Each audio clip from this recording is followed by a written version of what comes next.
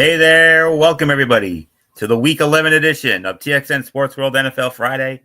I am your host, Anthony Florio, joined by Michael Bullock. Unfortunately, good old MF Michael Fletcher will not be joining us this evening due to work commitments beyond his control. He will, however, be back with us tomorrow night for the Cerebral Smack Talk. Week 11 of the 2024 NFL season started last night, and it started off with a big-time matchup on Amazon Prime Video, Thursday Night Football. The Washington Commanders squaring off against the Philadelphia Eagles. And it was the Philadelphia Eagles defeating the Washington Commanders by a score of 26-18. The Eagles improving to 8-2 on the season. The Commanders dropped to 7-4. For the Eagles, their next game will be Sunday Night Football on November the 24th, when they will be squaring off against the Los Angeles Rams at SoFi Stadium in Inglewood. Whereas for the Washington Commanders, their next game will also be on November 24th, when they will go back home to FedEx Field to host the Dallas Cowboys. Excuse me. So, get into the numbers. Last night, of course, for the Philadelphia Eagles, Jalen Hurts, 18 of 28, 221 yards, and had no TDs or picks. But the star last night, no big surprise, it was Saquon Barkley, 26 carries, 146 yards, 2 touchdowns. Jalen Hurts also had a rushing touchdown. Receiving game didn't do much. A.J. Brown, 5 catches, 65 yards. Dallas Goedert had 5 for 61. And Saquon Barkley also had 2 catches for 52 yards. The defense recorded 3 sacks. Brandon Graham, Sweat, and Smith Jr. and Blankenship also had an interception for the Eagle defense. For the Commanders, Jaden Daniels, 22 of 32, 191 yards, a touchdown and an interception. Brian Robinson, 16 carries, 63 yards, and a touchdown rushing.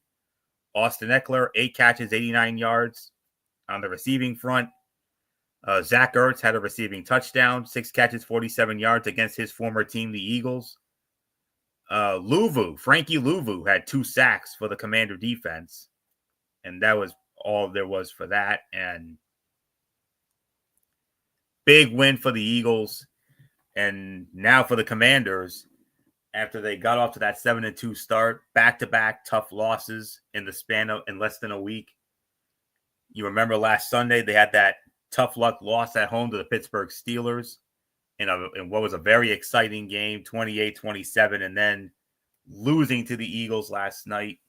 And now the Philadelphia Eagles have cemented themselves right now as the clear front runners in the NFC East as of right now. And these two teams do meet again in week number 16, right around Christmas time, I believe. So in Washington. So, but the Commanders do have a few winnable games coming up. So that will definitely help them out, and they can get back on track with a few winnable games here. Dallas and Tennessee and New Orleans, all of those games are winnable. And then the Philadelphia game on December 22nd. And then they have Atlanta coming in on the 29th. They might be able to win that one. I don't know. And then they go to Dallas at the end of the season. But I think it will come down to that second game with Philly and Washington on December 22nd. Currently scheduled for a 1 p.m. game. That might change. We'll wait and see. And see how that goes. As for Philadelphia, big win here. But Philly's got 2 tough games left. They got 2 tough games left. They're at the Rams for that Sunday night game on November 24. And then on December 1, they will be in Baltimore for what could be a possible Super Bowl preview. You don't know. And then they have an easy one against Carolina, but then they got Pittsburgh coming in. They got to go to Washington, and then they close out with home games against Dallas and the Giants. Both of those games are winnable, obviously, but a tough stretch for Philly coming up. I think they can beat the Rams. Baltimore, I don't know. That's very tricky. Carolina, definitely winnable. Pittsburgh, Washington, I don't know. We'll have to wait and find out there. But right now, Philly is the team to beat in the NFC East. But as we all know, a lot can change within the next 7 weeks or so, within the next couple of months or so. Things can definitely change. But for right now, I believe Philly is in the driver's seat in the NFC East. And I still think Washington will make it. I think they're probably going to be a wild card team now. But like I said, a lot can change. So, but for right now, Philly with the inside track. So not much more to say. Michael Bullock, come on in. Eagles win 26-18. And the Eagles, for the moment, for right now, the clear front runners in the NFC East. But like I said, a lot can change within the next 7 weeks. Yeah, like you said, I mean, these next 7 weeks, these final 7 weeks of the season are definitely could tell something between whether the Eagles win this division or not. But definitely a huge win for them. And yeah, Saquon Barkley, I mean, what an acquisition he's been, and he's made he's been huge for them. I mean, another game over 100 yards, and there's a lot of people who question this Eagles team. I mean, could they still be that team to win the division? Because many people thought maybe the Dallas Cowboys would be a threat to them, but of course we all know that story by now. No need to rehash it, but yeah, I mean, don't worry. I think Washington's going to be fine. I mean, yes, this is a little bit of a setback for them, but I think somehow they can still get in. I think they could go in. I think they could be a wild card team, but like I said, a lot can change in these next 7 weeks. So yeah, nothing more to say. So let's get on with the rest of the Week 11 slate. There is one other thing that we do need to address, Bullock, as you all know, and that is who's on bye this week. And yeah, that's the I can't believe I forgot to do that. That's the question. Who's on bye this week? Well, 4 teams: the Arizona Cardinals, the Carolina Panthers, the New York Giants, and the Tampa Bay Buccaneers. You will not be seeing them in action this week. So that's the story on that. And with that being said, let us now go in to our first action of Week 11. So four teams out. So that's pretty much 2 games less. Count 3. So 13 games on the docket. And we started off with our early window. We got a great week of action. I got to tell you, we got a lot of good matchups here. And of course, we'll get to our big double main event in a little bit. But there are some other good games outside of that. And here's one of them. The latest installment of the greatest rivalry in NFL history, the oldest rivalry in NFL history, from the NFC North, the Green Bay Packers squaring off against the Chicago Bears, Soldier Field in Chicago. And of course, this game, of course, will be over on Fox. And on the call for this one, it's actually going to be the A team for Fox. It's actually going to be Kevin Burkhardt, Tom Brady, Aaron Andrews, and Tom Rinaldi. Green Bay opening up as a 5.5-point favorite. Green Bay leads the all-time series 106-94 with 6 ties. And the Packers have absolutely dominated this rivalry over the last 5 years. They have won 10 straight meetings against the Chicago Bears, including a 38-20 win in Chicago week 1 of last year.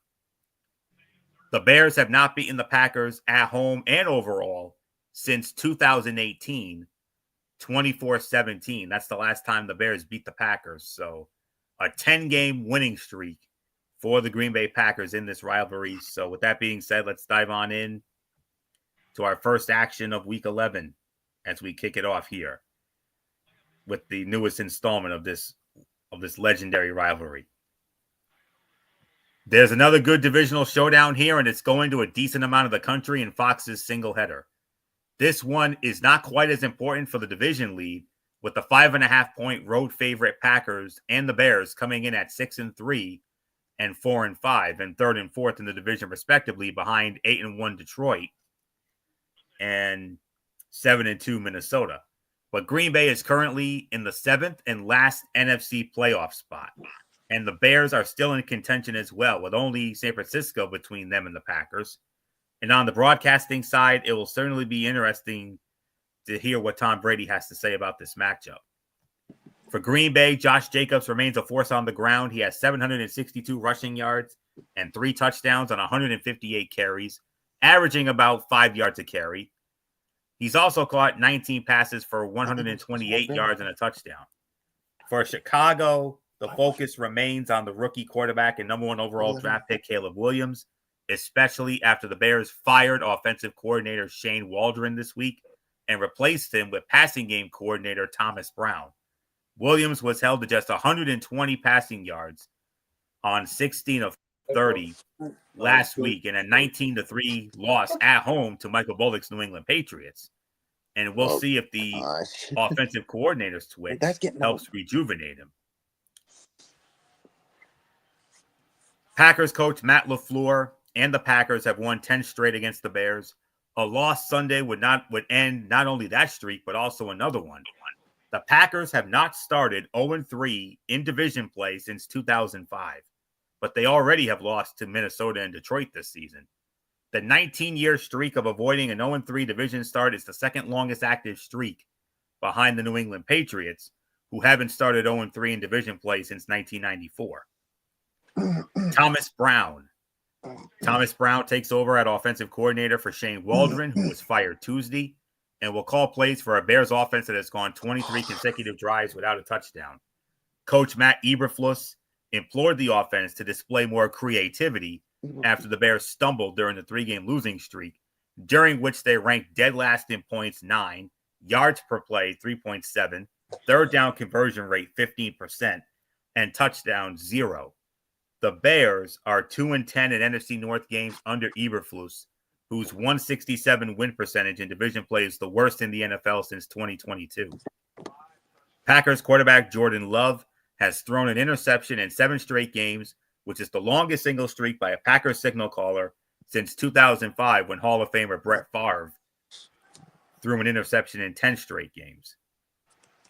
FPI loves Green Bay, 64% going with Green Bay.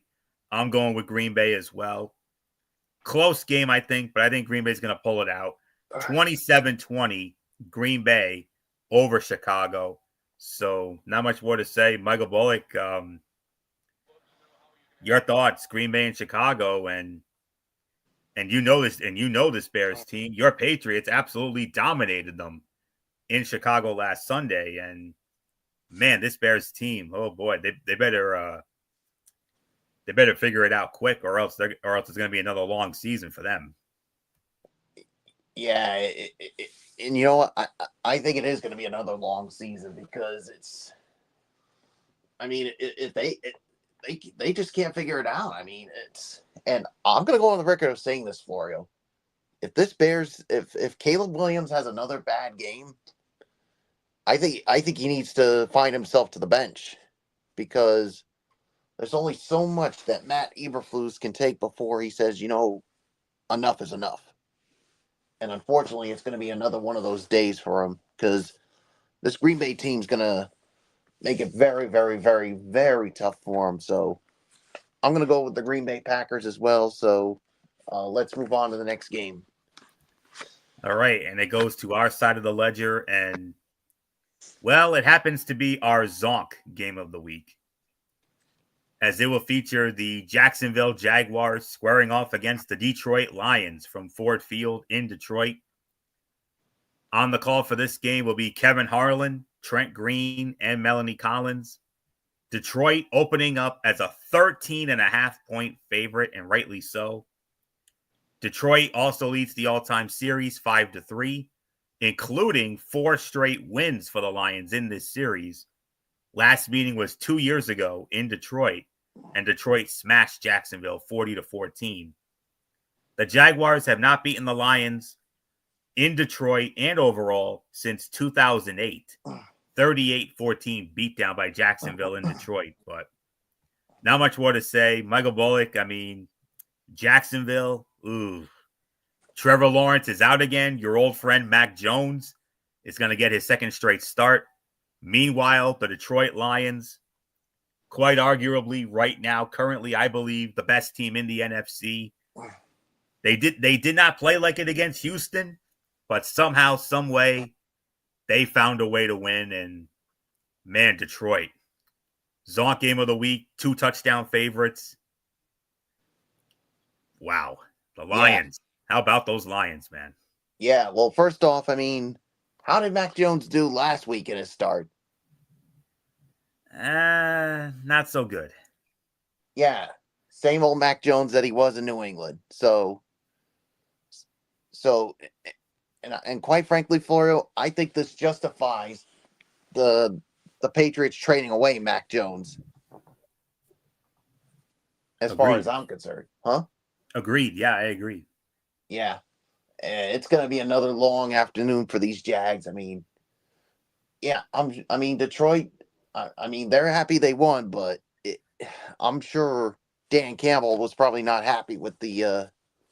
I'm sure he was happy with the comeback win, but there's still some work to be done, and they're going to take it out on this Jaguars team. So I'm going with the Detroit Lions to win this one, and it's not even going to be close. And I'm pulling for this Lions team. I mean, because they were so close to getting to their first Super Bowl in franchise history last season, and should have. But agreed. But I think, and I'm going to go on the record of saying this. I think they will be the NFC representative in the Super Bowl, because you got that motivation of being so close last season, and I'm sure Dan Campbell's gonna have them make sure, as Cody Rhodes would say, finish the story. Yes. So Detroit wins. It's yours, Florio. Absolutely. Jaguars quarterback Mac Jones will make his second start for Trevor Lawrence, who's still dealing with a shoulder injury. Jones is coming off a game in which he threw for 111 yards, turned the ball over 3 times, and led the Jaguars to just 143 yards of offense, 5th lowest total in franchise history, in an ugly loss to Minnesota. One thing that could help is getting receiver Brian Thomas Jr. involved again. He has had only 4 catches for 34 yards combined the last 2 weeks. For the Lions, new defensive lineman Zadarius Smith is expected to make his Lions debut against Jacksonville after being traded from Cleveland last week. Smith was not activated last Sunday to allow him to get acclimated to the organization, but he's ready to go this week. The Lions aren't putting pressure on him to fill the role of Pro Bowl edge rusher Aiden Hutchinson, who underwent surgery to repair his fractured tibia and fibula, but to elevate the defense in his own way. Coach Dan Campbell said, "I'm not going to be looking at the stats. I just want to know that he's doing his job, and he's as productive as he can be in that." The Jaguars are 1-6 this season in 1-score games. That is decided by 8 or fewer points, the most such losses in the NFL. FPI, Detroit, absolutely huge FPI, the biggest FPI of the week, 87%. Going with the Detroit Lions to win this game, and I am going with the Detroit Lions to win this game as well. 31-13, Detroit all over Jacksonville. I agree with that wholeheartedly. Next up, it's our number 7 game of the week. The Las Vegas Raiders squaring off against good old MF Michael Fletcher's team, the Miami Dolphins. Hard Rock Stadium in Miami, on CBS, of course, just like Jacksonville and Detroit. We got Tom McCarthy, Jay Feely, Ross Tucker, and Tiffany Blackman. Miami opening up as a 7.5-point favorite. And Miami leads the all-time series 19-18 with a tie. That's in the regular season, of course. They met last year in Miami. Miami won 20-13. Raiders last beat the Dolphins in 2021 in Las Vegas, 31-28 in overtime. The Raiders' last win in Miami was 2017. 27-24 was the final there. So now we get into the Raiders and the Dolphins. All right. The Raiders will sport a new look offense with the same quarterback, Gardner Minshew. Las Vegas fired their offensive coordinator, quarterbacks coach, and offensive line coach before the bye week, and pass game coordinator Scott Turner was elevated to interim offensive coordinator with an assist from a familiar face. Former Raiders coach and longtime NFL coach Norv Turner, Scott's father, joined the staff as an advisor. A wealth of information, the younger Turner said of his father, who called plays in the NFL from 1991 through 2019 with a one-year break. Minshew said it's kind of the same bones, same general idea, just a little bit different flavor. Dolphins rookie linebacker Chop Robinson has recorded at least 4 pressures in each of his last 3 games, and he recorded a sack in each of his last 2. Against the Raider team that has allowed the 5th most sacks in the NFL this season, Robinson and the Dolphin defense could replicate their performance last week when they pressured Rams quarterback Matthew Stafford 15 times. The Raiders have not lost 6 straight games in a single season since 2014. They started that season with 10 consecutive losses. The FPI goes with Miami, 62% going with the Miami Dolphins. I'm going with the Miami Dolphins as well. My final score, 26-16. The Miami Dolphins defeat the Las Vegas Raiders, give them a second straight win, and maybe get themselves back into contention for, at the very least, a wild card spot in the top heavy AFC. So, give me Miami 26-16. So, Michael Bullock, your thoughts as MF's Dolphins look for a second straight win after a big win in Los Angeles this past Monday night. Yeah, that was definitely a big win for Miami, and could this big win lead to a turnaround for them? We'll see, but yeah, I definitely see them beating the Raiders here. And like you said, with this win, maybe it could lead even to a bigger turnaround to where they get back into at least the wild card spot in that loaded AFC. But we'll wait and see. So, but they really need a lot of things to go their way besides just winning if they want that to happen. So we'll see. Miami wins on the next game. Well, we go from MF's team to your team, Michael Bullock. It's as we will have the Los Angeles Rams squaring off against Michael Bullock's New England Patriots. Gillette Stadium in Foxborough. This game over on Fox. Adam Amin, Mark Sanchez, and Christina Pink will have the call of that one. The Rams opening up as 4.5-point favorites. New England leads the all-time regular season series 7-6. Last meeting was 2020 in Los Angeles. Rams won that one 24-3. Patriots last beat the Rams. Of course, we all remember it. Super Bowl 53 in Atlanta, February of 2019. That ugly 13-3 win in Atlanta. Last meeting in Foxborough was in 2016, and New England won that one 26-10. The Rams' last win in Foxborough was back in 2001 on that Sunday night in 2001, 24-17. The then St. Louis Rams won it at the old Foxborough Stadium. But the Patriots would get their revenge in Super Bowl 36, of course. So, all right, Bullock, Rams and Patriots. Rams coming off of that tough luck loss to MF's Dolphins last week, and your Patriots coming off that very impressive win in Chicago last week. Can they keep it going against I got to be honest, a little more tougher team in the Rams coming into Gillette? Oh yeah, this is definitely a little bit of a tougher team here. I mean, yes, they got a big win against the Bears, but yeah, the Bears were just really atrocious. But this is a far different team here. I mean, it's gonna be tough. So at the end of the day, I'm gonna go with the LA Rams to win this one. So there's really nothing more to say. It's yours, Florio. All right. Just bear with me for a moment as I find it in my. Okay. Rams quarterback Matthew Stafford has thrown an interception in 6 straight games, which is the second longest active streak in the NFL, according to ESPN research. The Patriots defense has grabbed only 4 interceptions all season, which is tied for 27th in the league. Veteran Yannick Ngakoue, who was claimed on waivers from Baltimore on November 8, is expected to make his Patriots debut, with his primary contributions coming as a pass rusher. The Patriots defense had its best third down performance of the season last week, holding the Chicago Bears to a 1 of 14 success rate, and hopes to continue that against the Los Angeles Rams offense that was 3 of 12 on third down in last week's loss to the Miami Dolphins. The Patriots snapped an 8-game home losing streak against the Jets in Week 8.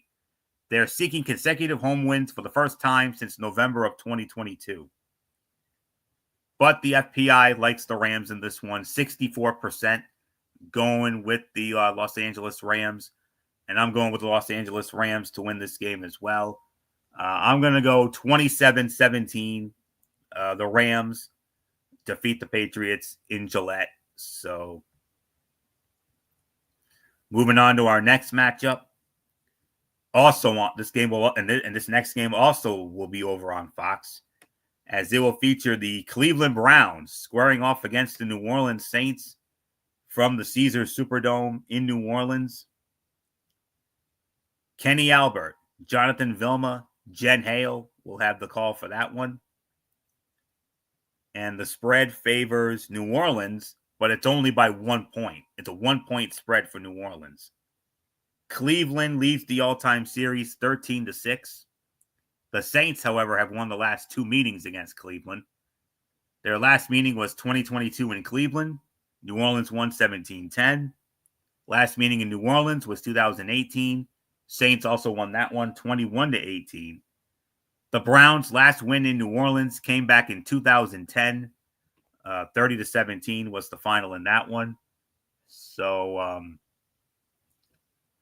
all right. So let's get into this matchup: the Browns and the Saints.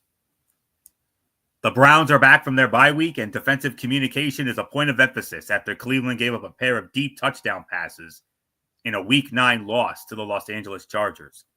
It will be key against the Saints offense that rediscovered its explosive passing game from earlier in the season. New Orleans completed a season-high 5 passes of 20 or more yards in last week's win over the Atlanta Falcons. The Saints had a late forced fumble and interception to seal a win against the Falcons last week, and they hope they can make some of those plays against former quarterback Jameis Winston, who has had 5 interceptions in his last 4 starts, 2 in 2 starts as a Saint in 2023, and 3 last week. The Saints heaped praise on Winston as a teammate and leader this week, but Saints safety Tyrann Mathieu, who had an interception last week, also joked, "I'm expecting a shot, first play of the game, Jameis, throw it up there." A loss for the Saints will be the franchise's worst 11-game start to a season since 2005, where they were also 3-8. Very close FPI here. This is the closest FPI. They actually give it to Cleveland 50%. So this is basically a pick 'em here. And I am going to go with the New Orleans Saints to win this game. I like New Orleans actually to win this one. 27-24. I'm going with New Orleans to defeat Cleveland. So that's my story. So with that being said, Michael Bullock, your thoughts as we talk about the Cleveland Browns and the New Orleans Saints in the Superdome. Yeah, I mean, yeah, like you said, this is a pick'em game. I mean, this could go either way, but I gotta go with the New Orleans Saints here. Cleveland's just an absolute mess right now. So give me New Orleans to win. So let's move on to the next game. All right. And next up, we got 2 early games left, and we're actually 3. I'm sorry, we got 3. We got 3 early games left. Next up, it's back on our side of the ledger. This is our number 5 game of the week. A renewal of an old school AFC East divisional rivalry. The Indianapolis Colts squaring off against the New York Jets, MetLife Stadium in East Rutherford, New Jersey, in the Meadowlands. CBS will have this one. It'll be Andrew Catalan, Tiki Barber, Jason McCourty, and AJ Ross. The Jets opening up as 4-point favorites. Indianapolis leads the all-time regular season series 43-29. The Colts have won 2 straight against the Jets. Last meeting was 2021 in Indianapolis. Colts won that one 45-30. Last meeting in New York was 2018. Jets won a wild one 42-34. The Colts' last win in New York was in 2016 when the Colts smashed the Jets in that one 41-10. So not much more to say. Michael Bullock, a bit of a tough one here. The Colts and the Jets, both teams struggling to say the very least. Somebody's got to win. Who wins?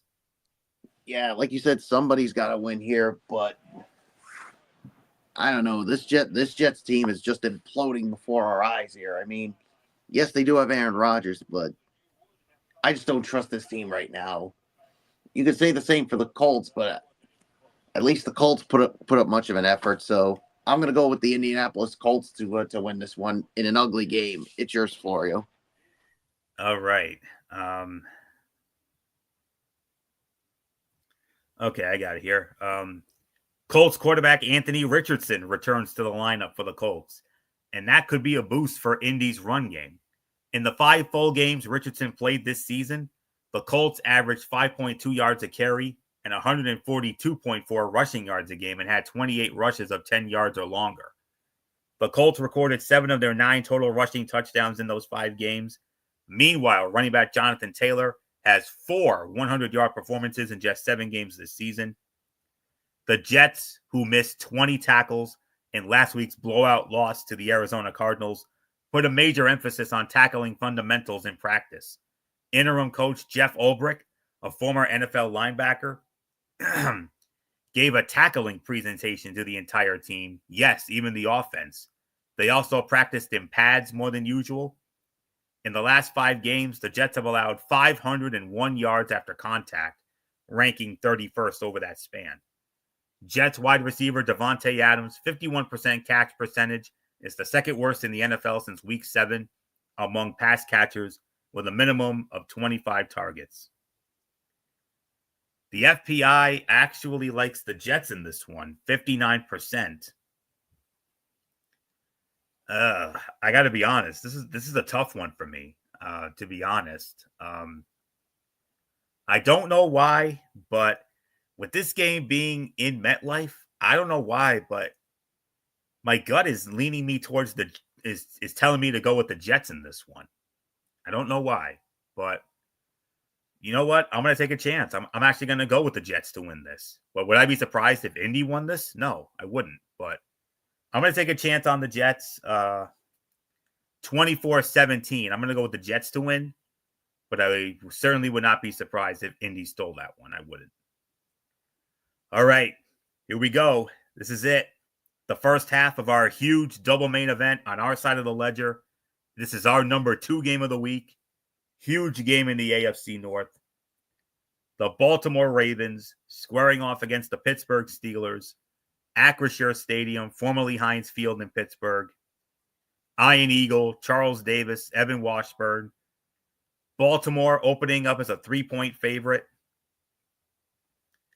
Pittsburgh, however, leads the all-time regular season series 32-24.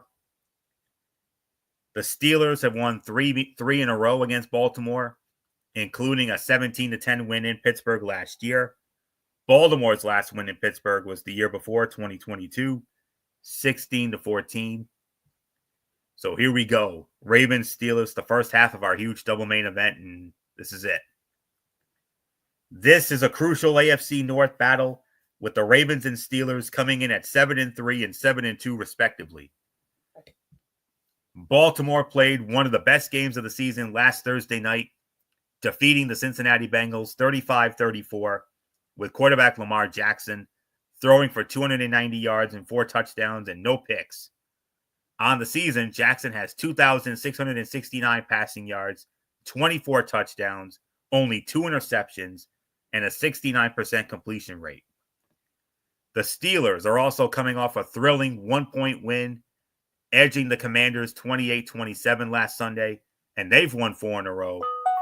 The last 3 with Russell Wilson as starter. But Wilson only threw for 195 yards last week and only completed half of his passes. And with Justin Fields waiting in the wings, there's going to be a lot of focus on his play. Just bear with me for a minute here, okay? In his last 8 games, Ravens quarterback Lamar Jackson is 7-1, throwing 22 touchdowns and 1 interception. But the Steelers have contained Jackson more than any other team. He is 1-3 against Pittsburgh and has totaled 4 touchdown passes and 7 interceptions while getting sacked 20 times. The Steelers are finally opening AFC North divisional play, and they'll do it with an offense that could give the Ravens fits. With Russell Wilson at the helm, the Steelers are averaging 230 passing yards a game and 30.3 points a game in the last 3 weeks. The Ravens, meanwhile, are allowing a league worst 295 passing yards a game in addition to 25 points a game. To make matters worse, the Ravens could be without safety Kyle Hamilton with an ankle injury. The Ravens have allowed an NFL-high 22 completions this season on passes 20 or more yards downfield. Baltimore opening up as a 61% FPI favorite. And because of that, I have to give the slight edge to the Baltimore Ravens in this one. I think this is going to be a high-scoring game, but I'm going with Baltimore to win. 33-30, Baltimore steals one in Pittsburgh. But would I be surprised if Pittsburgh stole this one? No, I certainly would not. But Baltimore, I got to go with them right now. I know the game's in Pittsburgh, but I got to give a slight edge to the Ravens in this one. So we'll see what happens. Michael Bullock, our number 2 game of the week. The first half of our huge double main event on our side of the ledger. What a stacked 1-2 lineup we have here. This is the appetizer. We'll get into the main course in a little bit, but man, what an appetizer. Ravens and Steelers, number 2 game of the week. Whoa. Huge game in the AFC North. Oh yeah, with the rivalry with these two, you know it's going to be something really good, especially with the way both of these teams are playing. You know it's going to be. And the thing is, the Steelers, I mean, their record, I mean, they're undefeated with Russell Wilson as their starter, so it's like they're finding ways to win. So, but yeah, I mean, he has to play better, or they could go back to Justin Fields. But we'll see what happens here. It's going to be a good one. It's going to be high scoring, but I agree. I got to give the slight edge to the Baltimore Ravens, even though, like you said, if this is in Pittsburgh, but slight edge to Baltimore. They win. It's yours, Florio. All right, and we have one early game left, and it's our number 6 game of the week. The Minnesota Vikings squaring off against the Tennessee Titans from Nissan Stadium in Nashville. Spiro Ditas, Adam Archuleta, and Aditi Kinkabuela, they will have the call for that one. And it is Minnesota opening up as a 6-point favorite. And the series history favors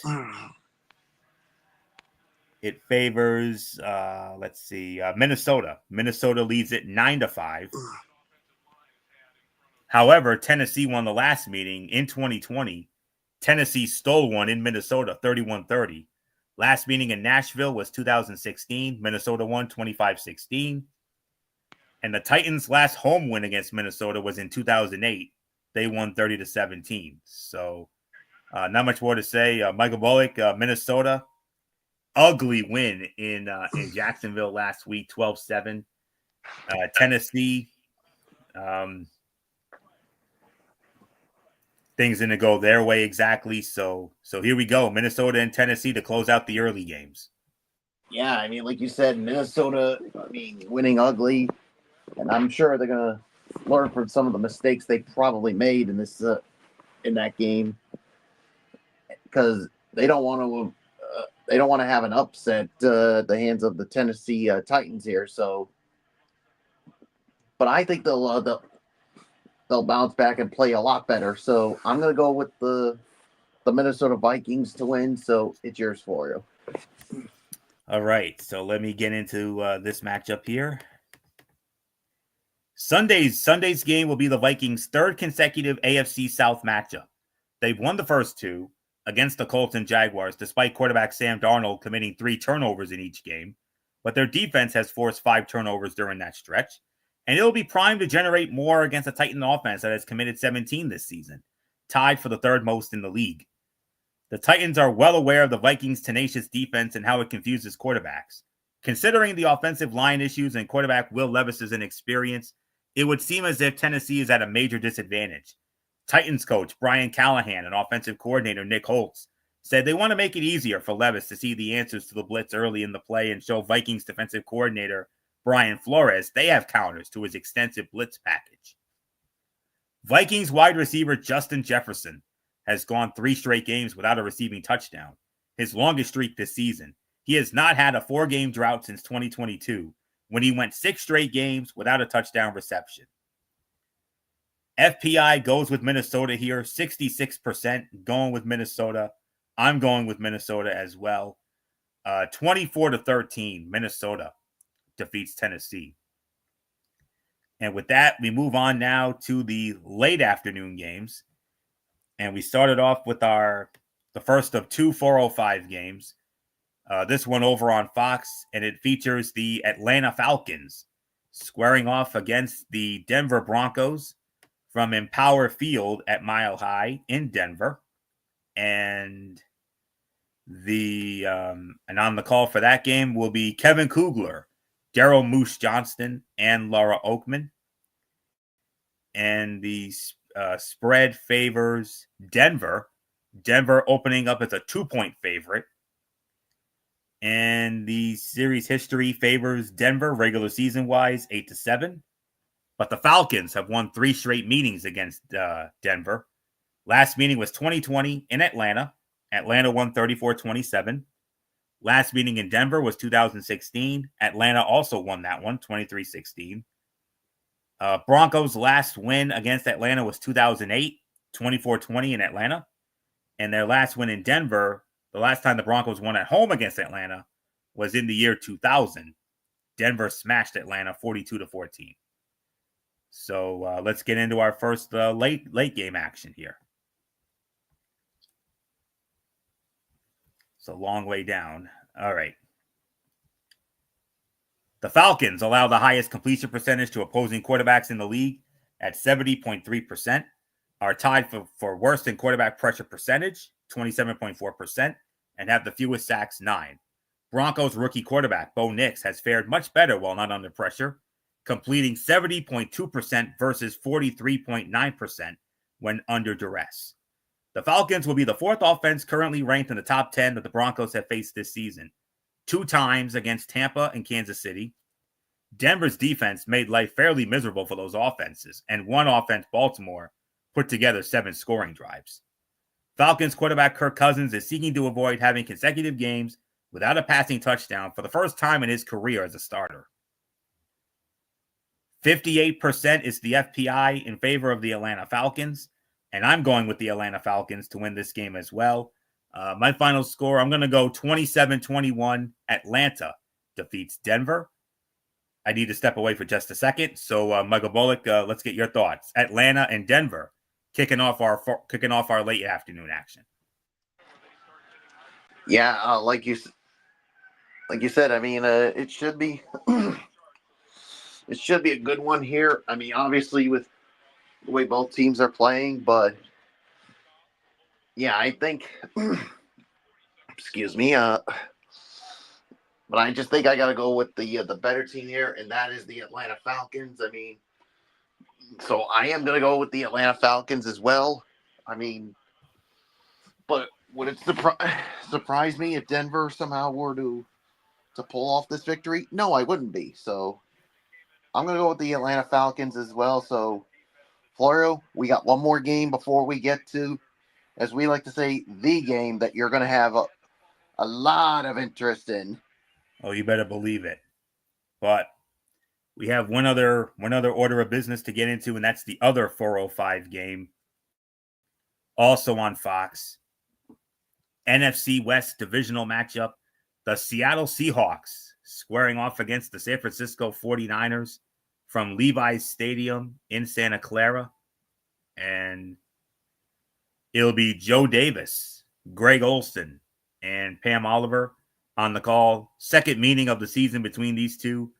They played on Thursday Night Football in Seattle back on October the 10th. San Francisco won that game in Seattle by a score of 36-24. So, let's see here. So it cut Seattle's regular season series lead down to 29-22. Let's see. And the Niners have actually won 5 straight meetings against Seattle. Last year in San Francisco, 49ers won 28-16. The Seahawks have not won in San Francisco since 2021. That was a 28-21 final. So Seattle, I forgot to mention San Francisco opening up as a 6.5-point favorite. So I believe, Bullock, I believe this one goes to you. Yeah, it goes to me. Yep. Seattle, San Francisco, second meeting. Seattle, oh boy, Seattle. I mean, they started 3-0. They've gone downwards in a big way. They've gone, since starting 3-0, the Seahawks are 1-5 since that 3-0 start. Oh, yeah. 49ers, they stumbled a bit out of the gates. They're 5-4 now, but they have all their horses healthy now. They got Christian McCaffrey back. So Seattle and San Fran, second meeting. Can San Fran beat Seattle yet again? Yeah, I mean, like you said, San Fran's got all their weapons. I mean, they got their key guys back. So, and if that's the case, like this team could go on a run. So we'll see what happens. And like you said, Seattle started 3-0, and ever since then, it's just been all downward for them. So, but yeah, because they have the 49ers, they have everyone back. So this is an easy choice. I'm going with the San Francisco 49ers to win this one. So it's yours, Florio. The tables have turned on an NFC West rivalry the Seahawks used to dominate. They have lost six straight regular season and playoff games to the 49ers by a combined score of 184-96, including a 36-24 defeat in Week 6 that was not as close as the final score indicated.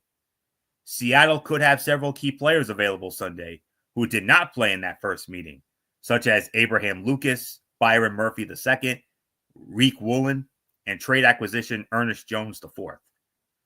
Christian McCaffrey's return last week helped him knock some rust off before facing a team against which he has had great success. McCaffrey has averaged 163 scrimmage yards a game in 6 meetings with Seattle and reached 125 in all. If he gets to 125 again Sunday, he would tie Jim Brown versus Philadelphia as the only player in NFL history to post 125-plus scrimmage yards against one team 7 consecutive times. 49ers quarterback Brock Purdy is 8-2 in his career against division opponents and has a 77 QBR in those games. That is the second highest QBR by any quarterback since the metric was introduced in 2006 with a minimum of 10 starts. 69% the FPI for San Francisco, and I am going to go with the San Francisco 49ers to win this game as well. My final score, 31-20, San Francisco defeats Seattle. And now, ladies and gentlemen, we already talked about the appetizer when it comes to our side of the ledger, the first half of the double main event. It's main course time. Oh, yeah. Big time. Big time. So, here we go, ladies and gentlemen. This is the match. This is the game we've all been waiting for. The game of the year, pretty much, in the AFC right now. The game of the week on our side of the ledger, and rightly so. Here we go. Possible playoff preview. Could be a divisional playoff preview. Dare I say, could it possibly be a preview of the AFC Championship? I certainly hope so. As here we go, folks. It is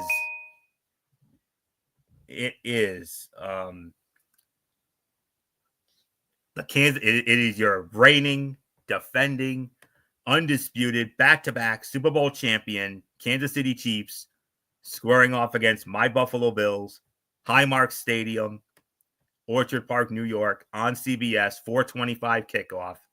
Hello, friends. Jim Nantz, Tony Romo, Tracy Wolfson. Not only will they be there, but the NFL Today on CBS crew will even be in Buffalo for this game. Lot 6 at Highmark Stadium. That just shows you how big this game is when you got the NFL Today there.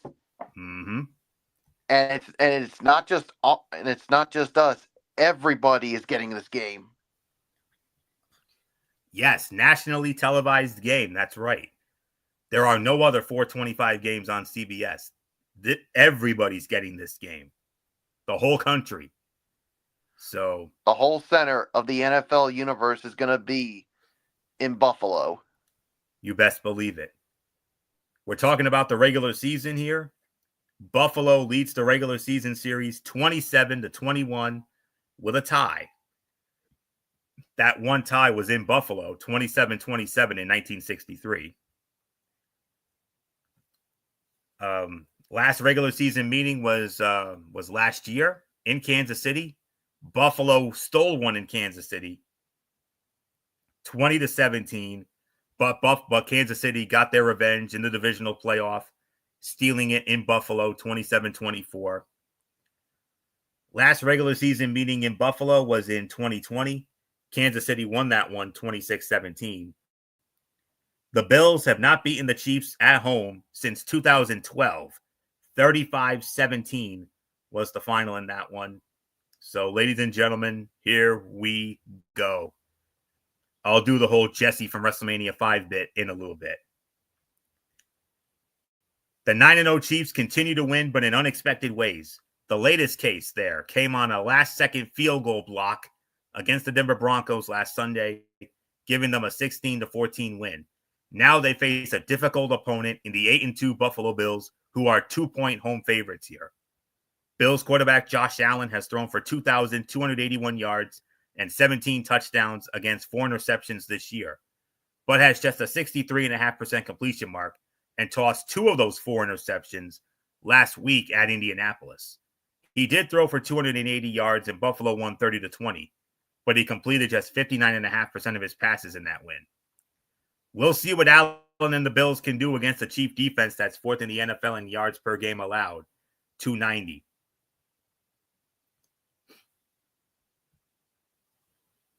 Okay, I think I got everything out of that one. All right. In 7 career games against the Chiefs, counting 3 in the playoffs, quarterback Josh Allen has 16 touchdown passes, 3 interceptions, and a QBR of 74. Are the Chiefs capable of keeping him from another big game this time, even if Allen is thrown to a group of receivers depleted by injuries? In the last 2 weeks, the Chiefs put up little resistance against Tampa Bay's Baker Mayfield and Denver's Bo Nix. Can the Bills' defense continue to limit the Chiefs' offense in the regular season? The Bills have held the Chiefs to 20.8 points a game in 4 regular season meetings since 2020. Taking the ball away is a point of emphasis for this defense and could be the key to success. The Bills have 12 straight games with at least 1 takeaway, second longest active streak in the NFL after the Detroit Lions at 13 straight. The Bills have won 5 straight games. Buffalo's plus 61 scoring margin during the win streak is the 3rd highest by any team in the NFL over that span, trailing only the Detroit Lions at plus 91 and the Philadelphia Eagles plus 82. It's a slight FPI favorite, but it is, but nonetheless, the FPI gives it to Buffalo. 53% going with the Buffalo Bills. And yes, ladies and gentlemen, I too am going with the Buffalo Bills to win this game as well. I know many are expecting a possible somewhat high scoring game, but I think it's going to be a little bit on the lower end this time around, like last year's game was, but just a smidgen lower than last year. I got Buffalo winning this game 24-17. And Kansas City has I know Kansas City always finds ways to win. I know I should probably go with Kansas City because they always find a way to win, like another dynasty that we remember from recent years. But at some point, as the old saying goes, the luck has to run out. And I think this is where their luck runs out. Taylor Swift or no Taylor Swift, I'm going with the Buffalo Bills to win this game. 24-17. They're a completely different team at home.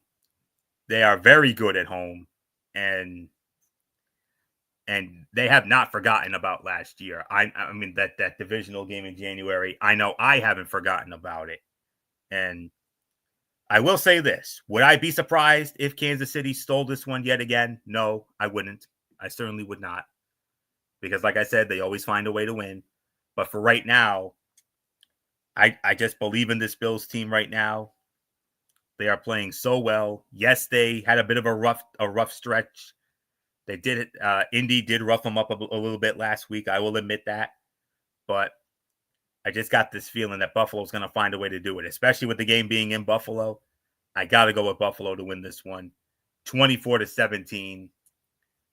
I cannot wait. It's a shame MF's not with us. I really would have loved to have gotten his thoughts on this game, but, it is what it is. So, but for tonight, I'm going to let Michael Bullock handle MF's role. So MF is the Phil Simms to my Jim Nance. Michael Bullock, you're the Tony Romo to my Jim Nance. So there's nothing left for me to say. I mean,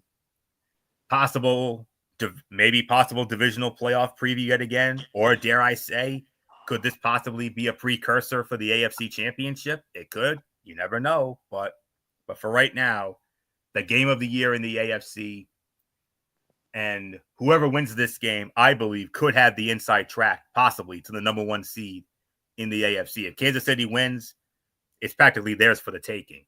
Buffalo wins, it makes that number one seed race in the AFC very, very interesting. And as the Tony Romo to my Jim Nance, let's dedicate this to MF, who's not with us tonight. Do that thing I like. Hello, friends. What can you say? This is definitely the game of the year. I mean, the whole center of the NFL universe is on this game right here in Buffalo.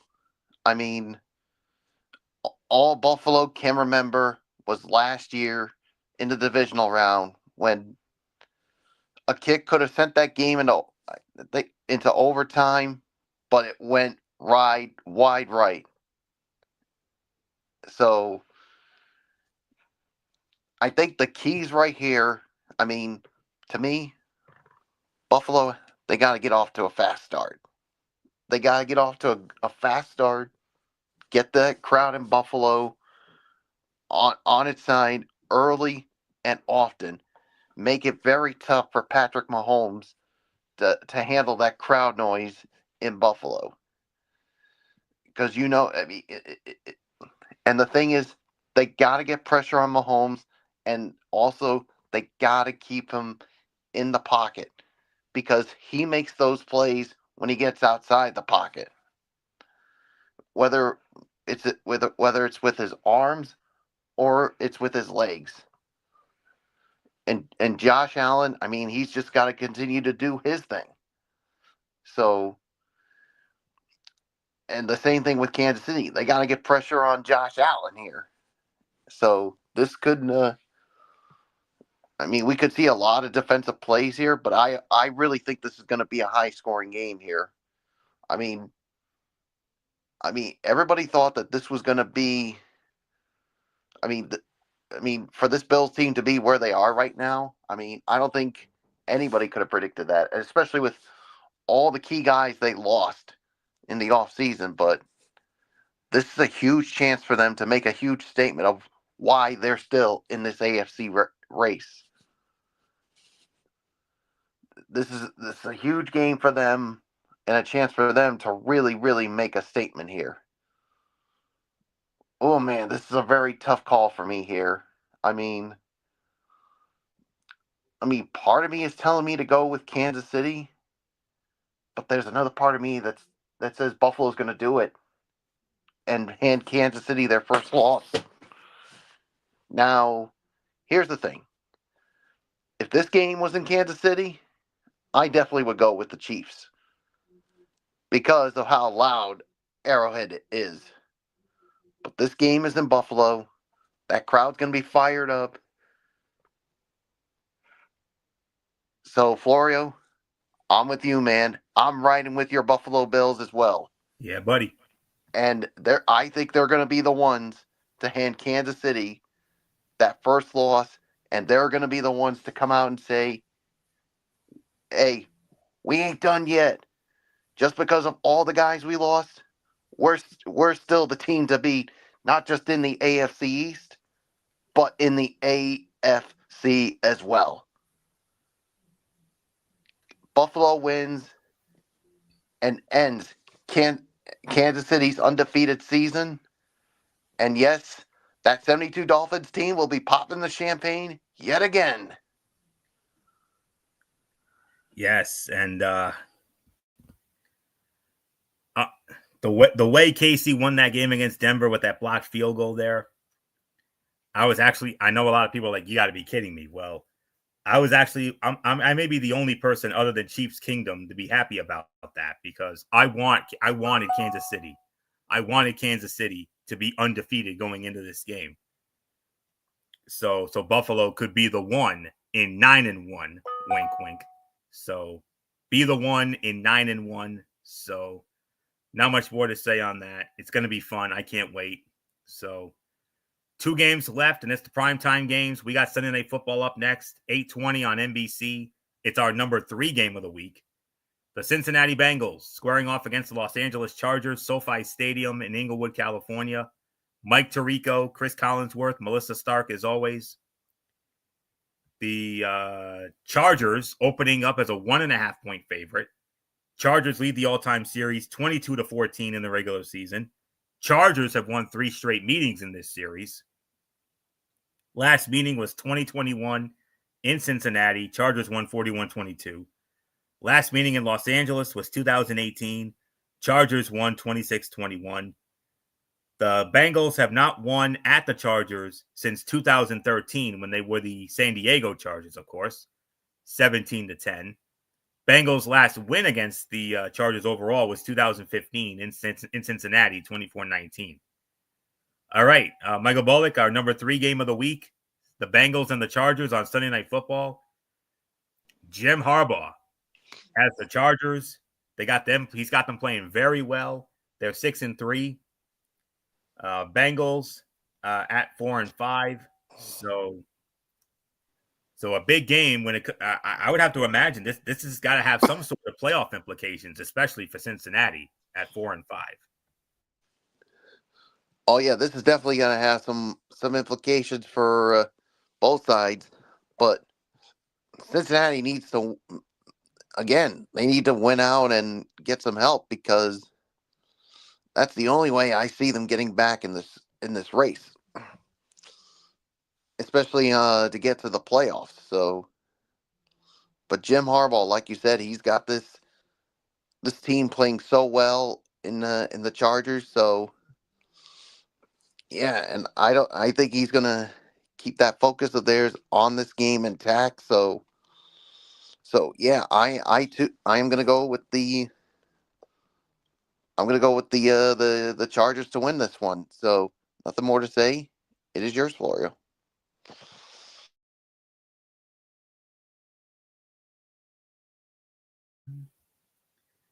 All right, so let's hang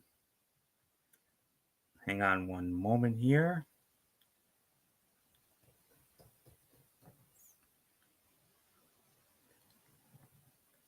Okay, there we go. All right.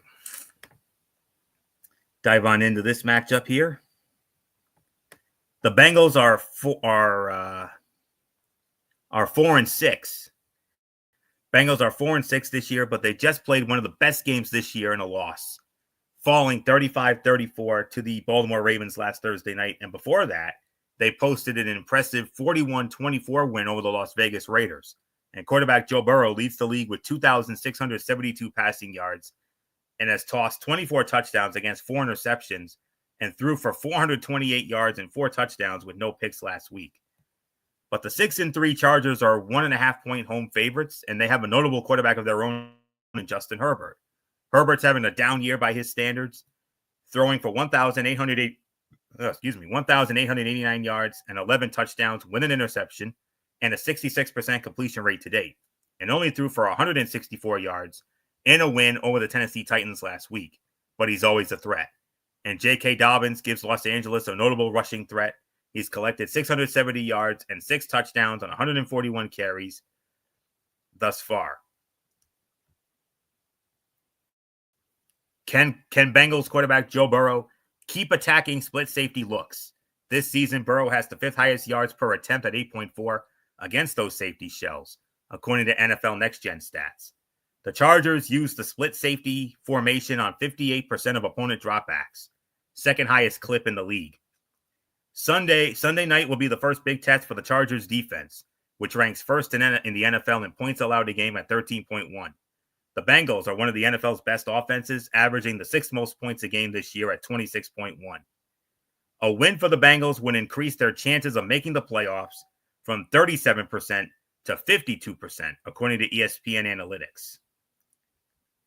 But the FPI favors the Chargers, but not much. 52% going with the Chargers, and I'm going with the Chargers to win as well.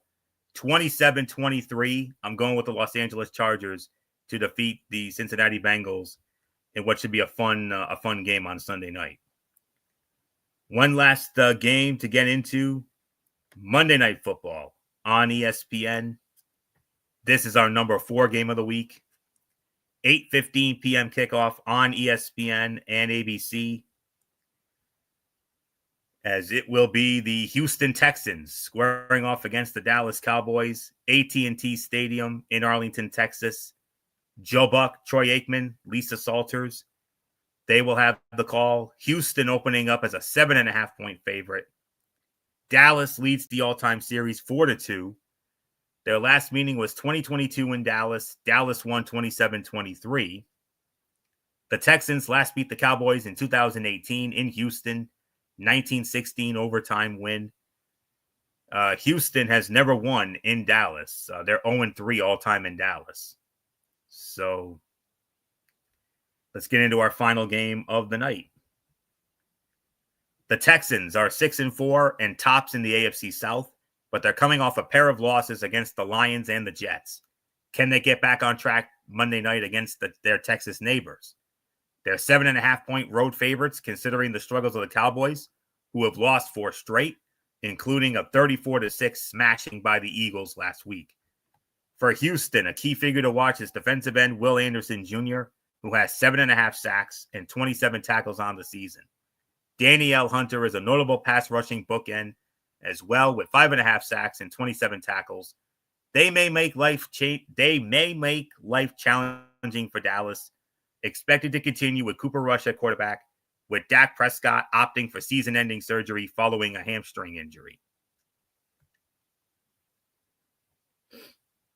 Okay, one moment. Okay.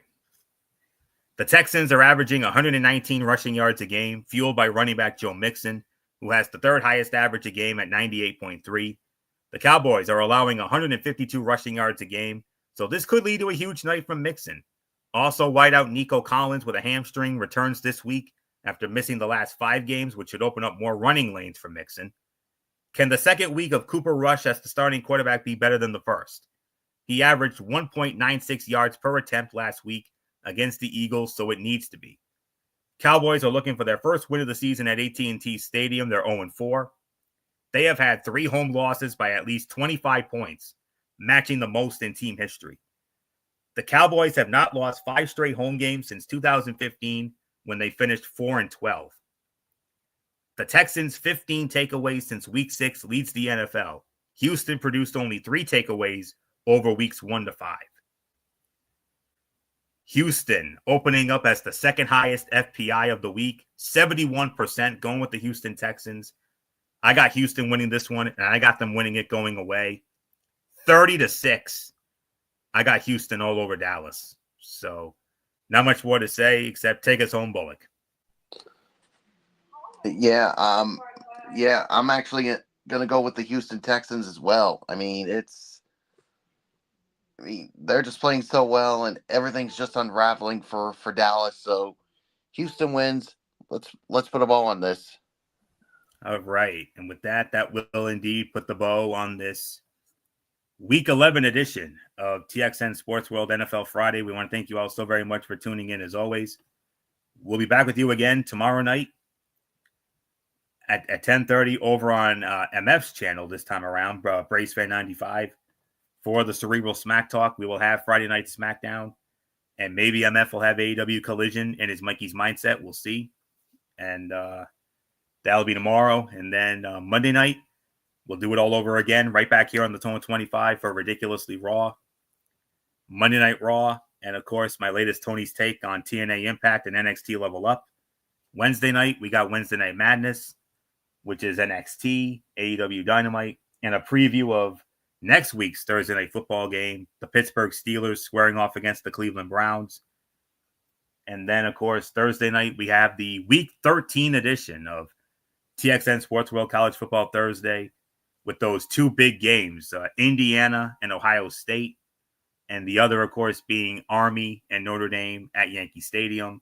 We'll get into all that on Thursday. And then 1 week from tonight, the Week 12 edition of NFL Friday. And friends, I got to be honest with you, we got a very slate of games, if I'm going to be honest with you. Not a very exciting slate next week.